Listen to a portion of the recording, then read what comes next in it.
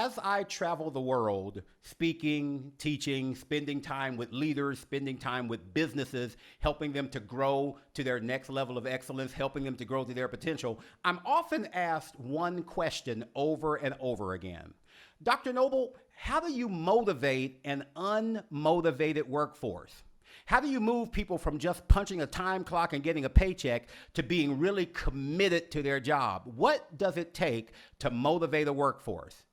And my answer each time is absolutely the same, and I'm going to share it with you right now.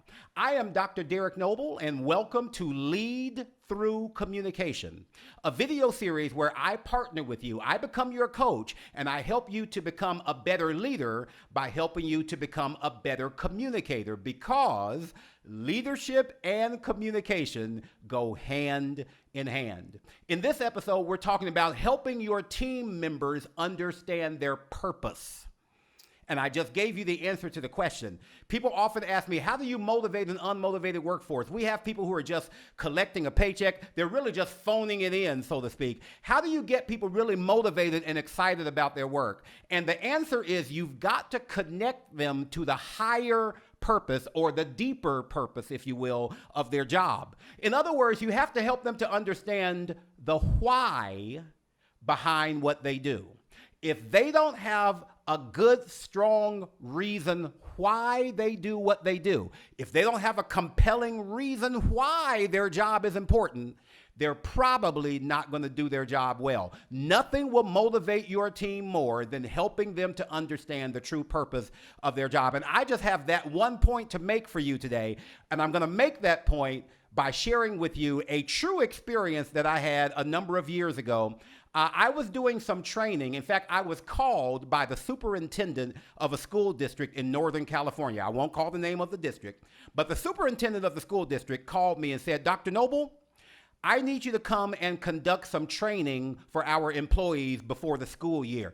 Specifically, I need you to conduct some training for our cafeteria workers. Here's what's going on. At the end of last school year, we did a survey, and we discovered that everybody hates our cafeteria ladies. Everybody hates the cafeteria ladies. And this is no joke. He said, kids are sitting in the classroom, and when it comes time to go to lunch, children start crying because they do not want to go to the cafeteria. And the reason they don't want to go to the cafeteria is because these cafeteria ladies are so mean. They scare these kids. They yell at the kids. They scream at the kids. Sit down, shut up, eat your food. I mean, the kids are scared to death. We need you, Dr. Noble, before the school year starts, to take these cafeteria workers and turn them into a kinder, gentler group of food service workers. Can you do that?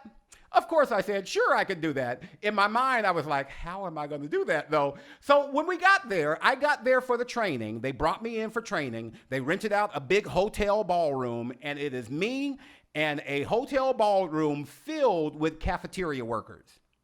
And so I begin the day. I'm just going to give you the Reader's Digest version of this. I begin the day of training by asking this question. I said, ladies, and they were all ladies. I said, ladies, can someone tell me what you do? What's your job? Now, if you watched the last video, you saw that I said one of the keys is that you have to be able to answer, why is this job important? Why do we do this job? You have to answer that as a leader, but you also have to get your people to answer it. So I'm asking the cafeteria ladies, somebody tell me what you do. No joke.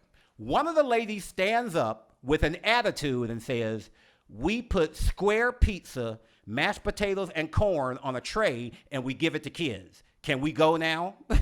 And she said it with an attitude. After she said that, I said to myself, okay, I've got my work cut out for me today. But I started zeroing in on that. I said, okay, ladies, how many of you realize that the children who get free lunch at school get free lunch in the cafeteria because most of the time their families cannot afford to feed them properly, cannot afford to give them healthy, nutritious meals every day? How many of you realize that these kids get lunch because they don't always get the right food at home? All of them raised their hand. Now watch this. There's a method to my madness. Let me put a pin here. The first thing I wanted to do was create consensus.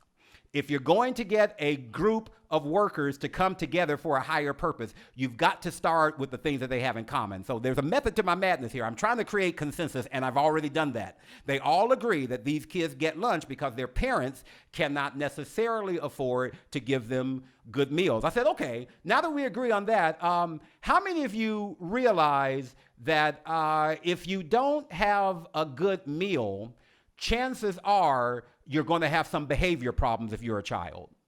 And that's where the cafeteria ladies got really animated. They got excited and said, oh, Dr. Noble, thank God you're here. These people need to hear you. See, that's the problem with these kids. These kids are eating donuts and sugary cereal and candy bars for breakfast. So by the time they come to school, they're all hopped up on sugar. They're all high on sugar. So when they come to the cafeteria, they're bouncing off the walls. So we have to yell. We have to scream. We have to say, sit down, shut up. You're absolutely right. If these kids ate better, they would be better behaved. I said, okay, ladies, and if these children were better behaved because they were better nourished, how would that make your job more enjoyable? And one of the cafeteria ladies said, well, we wouldn't have to scream. We wouldn't have to yell. I wouldn't be so stressed out. And not only that, but if these kids behaved themselves, they could grow up to be model citizens. They could grow up to be citizens, and as I become a senior citizen, I would have no worries about these kids taking over the world. I said, okay, ladies, let's go back full circle. Can somebody here tell me what you do?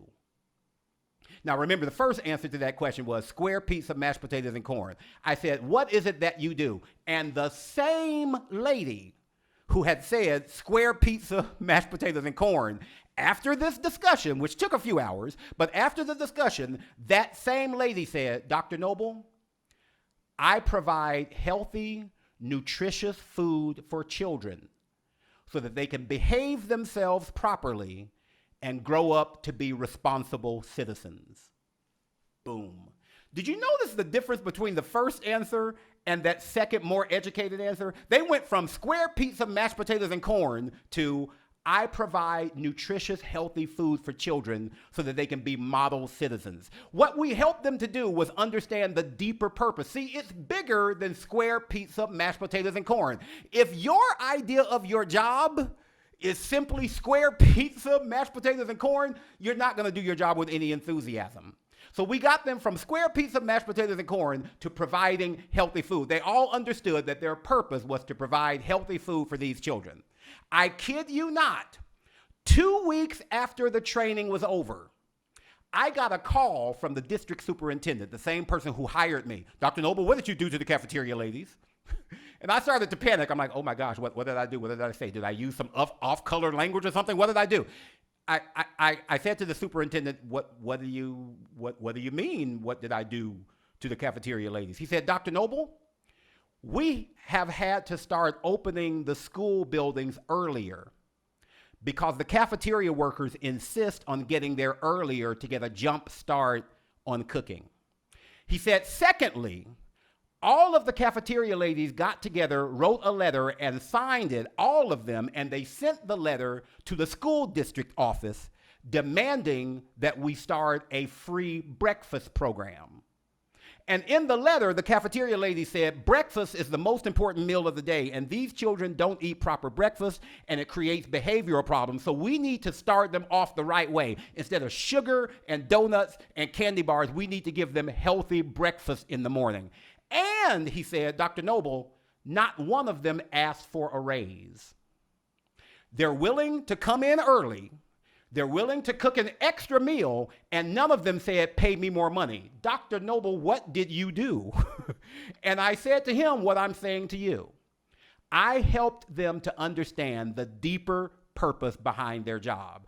And once they understood the deeper purpose, that it was bigger than square pizza, mashed potatoes, and corn, once they understood the deeper purpose, it provided an inward motivation, an inner motivation. They motivated themselves because they had a higher purpose. The postscript to this story is that the cafeteria workers did end up getting their breakfast program, and they also got a raise, which I think they deserve. And I continue to be their trainer every year before the school year starts.